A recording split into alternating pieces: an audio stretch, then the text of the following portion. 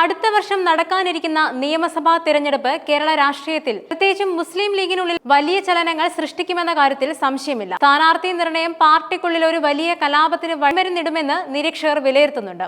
ഒരു വശത്ത് മുതിർന്ന നേതാക്കളെ വെട്ടിനിർത്താൻ സാധ്യതയുണ്ടെന്ന ആശങ്കയുണ്ട്. മറുവശത്തെ എങ്ങനെയും സ്ഥാനാർത്ഥി പട്ടികയിൽ ഇടം പിടിക്കാൻ യുവനിരയുള്ള തത്രപ്പാടിലാണ്. ഈ പ്രതിസന്ധി ഘട്ടത്തെ ലീഗ് നേതൃത്വം എങ്ങനെ കൈകാര്യം ചെയ്യുന്നുവെന്നത് പാർട്ടിയുടെ ഭാവിക്ക് നിർണായകമാകും. 2021 നിയമസഭാ തെരഞ്ഞെടുപ്പിൽ അന്നത്തെ മുസ്ലിം ലീഗ് പ്രസിഡന്റ് പാണക്കാട് ഹൈദരലി ശിഹാബ് തങ്ങൾ എടുത്ത ഒരു പ്രധാന തീരുമാനം കാര്യം എന്ന നയമായിരുന്നു. അതായത് 3 തവണ MLA ആയവരെ മാറ്റി നിർത്തുക എന്നതായിരുന്നു ഈ നയം. ഈ തീരുമാനം പാർട്ടിയിൽ വലിയ ചർച്ചകൾക്ക് വഴിവെക്കുകയും നിരവധി പ്രമുഖർക്ക് സീറ്റ് നഷ്ടപ്പെടുകയും ചെയ്തിരുന്നു. ഇത്തവണയും ഈ നയം തുടരണമെന്ന് MSFും യൂത്ത് ലീഗും അടക്കമുള്ള യുവ നേതൃത്വം ശക്തമായി ആവശ്യപ്പെടുന്നുണ്ട്. പാർട്ടിയിൽ കൂടുതൽ യുവരത്നം കടന്നുവരണമെന്നും പുതിയ മുഖങ്ങൾക്ക് അവസരം നൽകണമെന്നുമാണ് ഇവരുടെ നിലപാട്. ഈ ആവശ്യം ലീഗ് അധ്യക്ഷൻ സാദിഖ് അലി ശിഹാബ് തങ്ങൾ അംഗീകരിക്കുകയാണെങ്കിൽ അത് പല മുതിർന്ന നേതാക്കൾക്കും വലിയ വെല്ലുവിളിയായിരിക്കും.